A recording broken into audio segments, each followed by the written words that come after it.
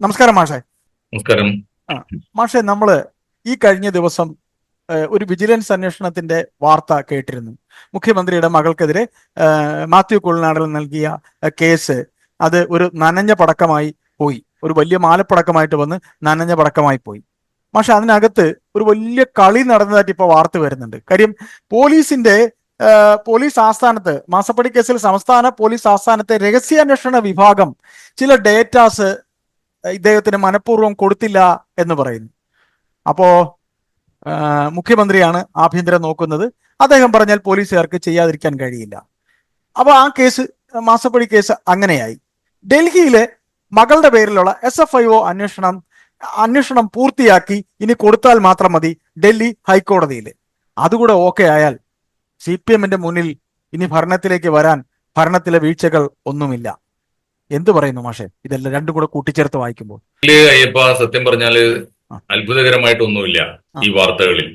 അന്നം തിന്നുന്നവരും പത്രം വായിക്കുന്നവരുമായ എല്ലാ മലയാളിക്കും എന്തൊക്കെയാണ് സംഭവിക്കുന്നത് നല്ല ബോധ്യമുണ്ട്. ഒരേ ദിവസം വന്ന രണ്ട് വാർത്തകളാണ്. അത് വളരെ ബാലൻസ്ഡ് ആണ്. വാർത്തകൾ കൊടുക്കുന്നതിൽ, വാർത്തകൾ സൃഷ്ടിക്കുന്നതിൽ നമ്മുടെ PRO വർക്ക് പോലും എത്ര ബാലൻസ്ഡ് ആണെന്ന് ആലോചിച്ച് നോക്കൂ. രണ്ട് വാർത്തകൾ ഒരേ ദിവസം വരുന്നു, മലയാളിയുടെ മുമ്പിൽ ബ്രേക്ക് ചെയ്യുന്നു. ഒന്നിനെ പ്രതിരോധിക്കാൻ ഒരു കൂട്ടർ ഇറങ്ങുമ്പോഴേക്കും അവരെ പ്രതിരോധത്തിലാക്കിക്കൊണ്ട് മറ്റേ വാർത്ത വരുന്നു. ഏതാ രണ്ട് വാർത്ത ഓർമ്മയുണ്ടല്ലോ? ഒന്ന് ഈ മാസപ്പടി കേസില് പിണറായി വിജയനെയും മകളെയും രക്ഷപ്പെടുത്തിക്കൊണ്ടുള്ള ഹൈക്കോടതിയുടെ വിധി, അല്ലെങ്കിൽ ഒന്ന്. രണ്ടാമത് ഏതാണ്ട് അതേ സമയത്ത് തന്നെയാണ് കൊടകര കുഴൽപ്പണ കേസേ അല്ല, അതൊരു കളവ് കേസ് മാത്രമാണ്. അതിനകത്ത് എവിടെയാണ് ഹവാല, എവിടെയാണ് അഴിമതി എന്ന് ചോദിച്ചിട്ട് ഹവാല പണം മുഴുവനും വായുവിൽ പറത്തിവിട്ട് ധൂളിയാക്കി കഴിഞ്ഞ ഒരു വിധിയല്ലേ അത്? ഒന്നാലോചിച്ച് നോക്കൂ. ഈ രണ്ട് കണ്ടെത്തൽ ഒരേ ദിവസം വരുന്നു എന്ന് പറഞ്ഞാൽ കേരള രാഷ്ട്രീയം എങ്ങോട്ട് പോകുന്നു എന്നുള്ളതിന്റെ പ്രകടമായ സൂചനയാണത്. അപ്പോ ഒരു ദിവസത്തെ വ്യത്യാസം. ഒറ്റ ദിവസത്തെ വ്യത്യാസം. ഞാൻ പറയുന്നത്, ഒന്നിനെ പ്രതിരോധിക്കാൻ ഒരു കൂട്ടര്, ഒന്നിനെ ആഘോഷിക്കാൻ ഒരു കൂട്ടര്, അങ്ങനെ രണ്ടു ഭാഗത്തും തുടങ്ങിക്കഴിഞ്ഞപ്പോഴാണ് നേരെ റിവേഴ്സ് ആകുന്നത്. പിറ്റേന്ന് മറ്റേ കൂട്ടർക്ക് മറ്റേതിനെ പ്രതിരോധിക്കേണ്ടി വരുന്നു, ഇതിനെ ന്യായീകരിക്കേണ്ടി വരുന്നു. ഇത് രണ്ടും കേരളത്തിലെ ഈ രാഷ്ട്രീയത്തിലെ ആഭാസ നാടകങ്ങൾ എന്ന് വേണം പറയാൻ. ഇതൊന്നും നീതിയല്ല എന്ന് നമുക്കറിയാം. ഇതൊക്കെ നാടകങ്ങൾ മാത്രമാണ്, അല്ലെങ്കിൽ ഒത്തുതീർപ്പാണ്. അത് വളരെ പ്രകടമാണ്. ഇതിലിപ്പോ യാതൊരു സംശയമില്ല. എനിക്ക് തോന്നുന്നത് ഈ മാസപ്പടി കേസിനുള്ള ഒരു ദുരന്തം എന്താന്ന് വെച്ചാൽ, മാത്യു കുഴൽനാടൻ വളരെ ആത്മാർത്ഥമായിട്ട് പോരാടുന്നുണ്ട്. പക്ഷെ ആ പോരാട്ടം ഇല്ലാതാക്കാൻ അയ്യപ്പൻ പറഞ്ഞ പോലെ ഡൽഹിയിൽ ദല്ലാൾമാരുണ്ട്. നമ്മുടെയൊക്കെ ചെലവിൽ 4 ലക്ഷം രൂപയോളം മാസത്തിൽ ശമ്പളം കൊടുത്തിട്ട് KV തോമസിനെ പോലെ ഒരു ദല്ലാൾ അവിടെ ഉണ്ട്. രണ്ട്, അതിന് പുറമെ ഹവാല ദല്ലാൾമാർ വേറെയുണ്ട്. പിന്നാമ്പുറത്തൂടെ പോയി വേണ്ടതൊക്കെ ചെയ്തു കൊടുക്കുന്ന ആളുകളുണ്ട്. ഇവരൊക്കെ ചേർന്ന് അവിടെ എന്താണ് ചെയ്യാൻ പോകുന്നത് നമുക്ക് നല്ല ധാരണയുണ്ട്. ഈ കേസിനെ പക്ഷേ രാഷ്ട്രീയമായി നേരിടാൻ UDF-ന് കേരളത്തിൽ സാധ്യമല്ലല്ലോ. കാരണം മാത്യു കുഴൽനാടൻ യഥാർത്ഥത്തിൽ യുദ്ധം ചെയ്യുന്നത് പിണറായി വിജയനും മോൾക്കും എതിരെ മാത്രമല്ല, അത് രമേശ് ചെന്നിത്തലക്കും കുഞ്ഞാലിക്കുട്ടിക്കും കൂടി എതിരാണ്. അപ്പോ ഏത് ഭരണകക്ഷി ഭരിക്കുമ്പോഴും ഇവരൊക്കെ മാസപ്പടിക്കാരാണ് എന്ന് വെളിപ്പെടുന്ന ഒരു കേസാണത്. അങ്ങനെ വരുമ്പോ ഇനി വേറൊന്ന് അയ്യപ്പൻ അറിയുമെന്നറിയാം. കേരള ചരിത്രത്തിൽ കോടതികളെ എങ്ങനെ വിലക്കെടുക്കാം എന്ന ഒരു ഗവേഷണം നടത്തുകയാണെങ്കിൽ അതിന്റെ ഗൈഡായിട്ട് നിയോഗിക്കാൻ കേരളത്തിൽ ഒരാളെ ഉള്ളൂ. അദ്ദേഹത്തിന്റെ പേര് കുഞ്ഞാലിക്കുട്ടി എന്നാ. അത്ഭുതപ്പെടണ്ട. ഞാനൊരു ഉദാഹരണം കൂടി പറയാം. നമ്മുടെ സിനിമാ നടൻ ദിലീപ് കേസിൽപ്പെട്ടല്ലോ. മലപ്പുറത്ത് പരന്ന ഒരു പ്രധാനപ്പെട്ട അത്ഭുതകരമായ ഒരു വാർത്ത, സിനിമാ നടൻ ദിലീപ് കേസിൽ നിന്ന് എങ്ങനെ തലയൂരാമെന്ന് പഠിക്കാൻ ദക്ഷിണ വെച്ചിട്ട് മലപ്പുറത്ത് വന്ന് കുഞ്ഞാലിക്കുട്ടിക്ക് ദക്ഷിണ വെച്ച് പഠിക്കാൻ വന്നു അത്രേ. ആലോചിച്ച് നോക്കൂ. അപ്പോ ഇത് UDF കൂടി പ്രതിയായ കേസാണ്. കുഞ്ഞാലിക്കുട്ടി രമേശ് ചെന്നിത്തലയും രണ്ടും ചില്ലറ പിടിപാടുള്ള ആളുകളല്ല.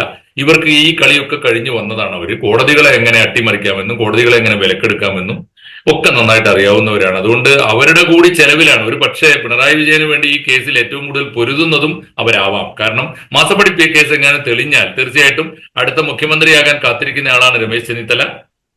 ഇനി കോൺഗ്രസിനകത്ത് എന്തെങ്കിലും പടലവിടക്കം ഉണ്ടായാൽ മുഖ്യമന്ത്രിയാവാനുള്ള സാധ്യതയുമായി പാണക്കാട് തങ്ങൾ നേരത്തെ രംഗത്തിറങ്ങിയിട്ടുണ്ട്. കുഞ്ഞാലിക്കുട്ടിക്ക് എന്താ മുഖ്യമന്ത്രി ആയിക്കൂടെ എന്ന് ചോദിച്ചുകൊണ്ട്.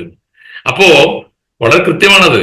ഈ കേസിൽ പിണറായി വിജയൻ ഒറ്റക്കല്ല, UDF-ഉം LDF-ഉം ഒരുമിച്ചാണ് ഒരു പക്ഷേ ഈ കേസ്, മാസപ്പടി കേസ് അട്ടിമറിക്കാൻ വേണ്ടി പൊരുതുന്നത്. അത് ഈ പാവം കൊഴുനാടൻ അറിയാത്തതുകൊണ്ടല്ല, ഇറങ്ങിപ്പോയില്ലേ, ഇനി എങ്ങനെയാണ് പാതി വഴിക്ക് വെച്ച് പിന്നോട്ട് നടക്കുന്നത് എന്നായിരിക്കും ആ സാധുവിനെ നയിക്കുന്ന വികാരം. പാതി നനഞ്ഞില്ല, ഇനി കുളിച്ചു കയറാം എന്ന് വിചാരിച്ചായിരിക്കും കുളനാടൻ ഇറങ്ങിയത്, അല്ലേ? ആയിരിക്കും. എനിക്ക് തോന്നുന്നത് പക്ഷേ അയ്യപ്പൻ ഈ കേസിനെ മുൻനിർത്തിയിട്ട് എനിക്ക് കാണാം, ഇപ്പോ മാസപ്പടി കേസിൽ ആര് ശിക്ഷിക്കപ്പെട്ടു എന്നുള്ളതല്ല. ഒന്ന്, കുഴൽനാടനെ പോലുള്ളവർ പൊരുതിയപ്പോ മാസപ്പടി കേസ് പുറത്തു വന്നു, അറ്റ്ലീസ്റ്റ് മൂടി വെച്ചത് പുറത്തു വന്നല്ലോ. അതെ. പിന്നെ കോടതികൾ എന്ത് കളിക്കുന്നു എന്നുള്ള അന്വേഷണ ഏജൻസികൾ ആരുടെ ഏജൻസികളാണ് എന്നുള്ളതൊക്കെ നമുക്ക് നന്നായിട്ട് അറിയാം. അതുകൊണ്ട് ശിക്ഷിക്കപ്പെട്ടാലും ഇല്ലെങ്കിലും പ്രതികൾ ആരാണ്, എന്തൊക്കെ അന്തർനാടകങ്ങളാണ് നമ്മുടെ ഭരണകൂടങ്ങളുടെ ഉപശാലകളിൽ നടക്കുന്നത്, ആരൊക്കെയാണ് ഈ പാതിരാത്രിയിൽ തെരുവിൽ മനുഷ്യരെ തമ്മിൽ തല്ലിച്ചിട്ട് ഈ പക്ഷം തിരിഞ്ഞു നിൽക്കുന്ന കക്ഷികളുടെയൊക്കെ നേതാക്കന്മാർ എങ്ങനെയാണ് പാതിരാത്രിയിൽ ഒന്നിച്ച് കച്ചവടം ചെയ്യുന്നത് എന്നൊക്കെ കൃത്യമായിട്ട് ബോധ്യപ്പെടുത്താൻ ഈ കേസിന് പറ്റി. രണ്ടാമത്തെ ഒരു പ്രതീക്ഷ കൂടി ഞാൻ പറയാം. തീർച്ചയായിട്ടും കേരളത്തിലെ നമ്മൾ എപ്പോഴും സംസാരിക്കുന്ന ഒരു വിഷയമാണത്. കേരളത്തിലെ 3 പ്രധാനപ്പെട്ട രാഷ്ട്രീയ മുന്നണികളിൽ ഈ രണ്ടാം നിരക്കാർ എന്നൊരു കൂട്ടരെ പ്രതീക്ഷയോടെ നോക്കാൻ നമ്മുടെ മുമ്പിൽ ഇപ്പോൾ ഉള്ളത് കോൺഗ്രസിന് മാത്രമാണ്. മാത്യു കുഴൽനാടനും ഷാഫി പറമ്പിലും ഒക്കെ നൽകുന്ന ഒരു പ്രതീക്ഷ ചെറുതല്ല. അവരെ അത്ര എളുപ്പത്തിൽ വിലക്ക് വാങ്ങാൻ സാധ്യമല്ല എന്നൊരു തോന്നൽ അവരെ യുവത്വത്തിലെങ്കിലും അവർ നിലനിർത്തുന്നുണ്ട്. അത് കേരളത്തിൽ നൽകുന്ന പ്രതീക്ഷ ചെറുതല്ല. അതുകൊണ്ട് മാസപ്പടി കേസ് പിടിക്കപ്പെട്ടാലും ഇല്ലെങ്കിലും മാത്യു കുഴൽനാടന്റെ ഒരു ടീം ഉണ്ടല്ലോ, ടീം യൂത്ത് കോൺഗ്രസ് അല്ലെങ്കിൽ ടീം യുവ കോൺഗ്രസ്, അത് വലിയ പ്രതീക്ഷ നൽകുന്നുണ്ട് എന്നതാണ് ഈ കേസിന്റെ ഒരു പോസിറ്റീവായ കാര്യം. മറ്റേതൊന്നും ശിക്ഷിക്കപ്പെടുന്നു ഞാൻ കരുതുന്നില്ല. 38 തവണ വിളിച്ചിട്ട് നമ്മുടെ സുപ്രീം കോടതിക്ക് ഇപ്പോഴും ലാവലിൻ SNC ലാവലിൻ എന്ന് പറയുന്നത് ചുക്കോ ചുണ്ണാമ്പോ എന്ന് മനസ്സിലായിട്ടില്ല. പിന്നെ അങ്ങനെ ഒരു രാജ്യത്ത് നമ്മൾ എന്ത് പ്രതീക്ഷിക്കാനാണ് അയ്യപ്പൻ? അല്ല മാഷെ, ഒരു കാര്യം മാഷ് തന്നെ തുടക്കത്തിൽ പറഞ്ഞു വെച്ച ഒരു കാര്യമുണ്ടായിരുന്നു. അതായത് കൊടകര കേസും ഇതും തമ്മിൽ ഒരു ദിവസത്തെ ഡിഫറൻസ് മാത്രമേ, അല്ല ഏതാണ്ട് അടുത്ത് വന്നു മാഷ് പറഞ്ഞു. മാഷെ, അവിടെ തുടങ്ങുന്നു മാഷ് ഇപ്പോൾ സംസാരിച്ച് വെച്ച ഉടമ്പടി. അതായത് ആ ഉടമ്പടി, അതായത് കൊടകര ഞങ്ങൾ നിങ്ങളെ വെറുതെ വിട്ടു, ഞങ്ങളെ ഡൽഹിയില് എന്റെ മകളുടെ SFIO അന്വേഷണം നിങ്ങളൊന്ന് മാറ്റിത്തരണം എന്ന് പറയാതെ പറഞ്ഞു വെച്ചിരിക്കുന്ന ഈ അവസരത്തിൽ ഡൽഹിയില് അത് തന്നെ സംഭവിക്കും, അല്ലെ? മാഷ് എന്ത് പറയുന്നു? അല്ലെ മാഷെ? തീർച്ചയായിട്ടും ഇതിൽ ഒരു വഴിക്ക് ഒരുപാട് കാര്യങ്ങൾ നടക്കുന്നുണ്ട്. പിന്നെ ഇവർക്കുള്ള ഒരു സൗകര്യം എന്താണെന്നറിയോ? ഇപ്പോഴത്തെ ഒരു പ്രത്യേകമായ കാലാവസ്ഥയിൽ ഇവർക്ക് ന്യായമുണ്ട്, 2 കൂട്ടർക്കും ന്യായമുണ്ട്.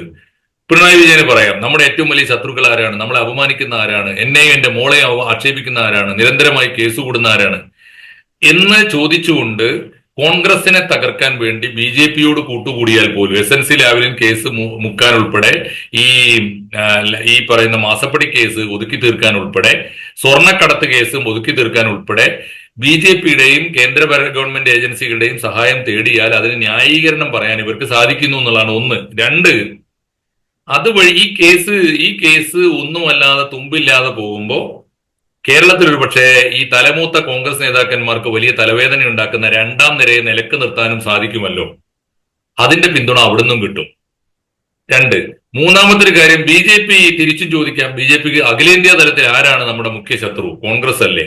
ആ കോൺഗ്രസിനെ ഒരു സംസ്ഥാനത്തെങ്കിലും സമ്പൂർണമായി ഇല്ലായ്മ ചെയ്യാൻ നമ്മളിവിടെ കേരളത്തിലെ സാഹചര്യത്തിൽ ആരോടാണ് കൂട്ടുകൂടേണ്ടത്? അത് ഇടതുപക്ഷത്തോടല്ലേ? പിണറായി വിജയന് പിന്തുണ കൊടുക്കുന്നത് ആശയപരമായും സൈദ്ധാന്തികമായും നേരല്ലേ എന്നൊക്കെ ചോദിക്കുന്നവരുണ്ട്. എനിക്ക് പരിചയമുള്ള ഏറ്റവും ശക്തനായ RSSന്റെ വക്താവാണല്ലോ നമ്മുടെ TG മോഹൻദാസ് സാറ്. TG പരസ്യമായിട്ട് പറഞ്ഞിട്ടുണ്ട്, വയനാട് തെരഞ്ഞെടുപ്പ് നടക്കുമ്പോൾ എന്താണ് വയനാട്ടിൽ BJP സ്വീകരിക്കേണ്ട സമീപനം? ഇടതുപക്ഷത്തിന് പിന്തുണ കൊടുക്കണം.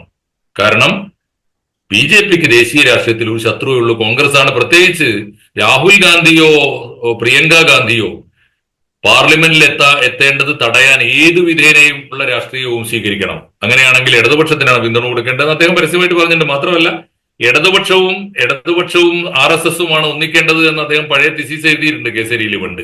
ഞാൻ പറയുന്നത് ഇതാണ് രാഷ്ട്രീയമായി ന്യായീകരിക്കാവുന്ന അന്തർധാര. അതാണ് അതിനെക്കുറിച്ച് പറയേണ്ടത്. തീർച്ചയായിട്ടും നമ്മൾ സിനിമകളിൽ മാത്രമാണ് ഇത്തരത്തിൽ ഉടമ്പടികളൊക്കെ കണ്ടിട്ടുള്ളത്, അല്ലേ മാഷെ?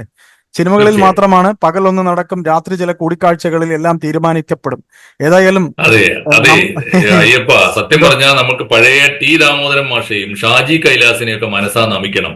അതെ, ഇതെല്ലാം കേരളത്തിന്റെ രാഷ്ട്രീയം എത്ര കാലം മുമ്പേ പറക്കുന്ന പക്ഷികളെ പോലെ ആ തിരക്കഥാകൃത്തുക്കൾ എത്ര കാലം മുമ്പാണ് ഈ അന്തർനാടകങ്ങളൊക്കെ എഴുതി വെച്ചതെന്ന് ആലോചിച്ച് നോക്കൂ.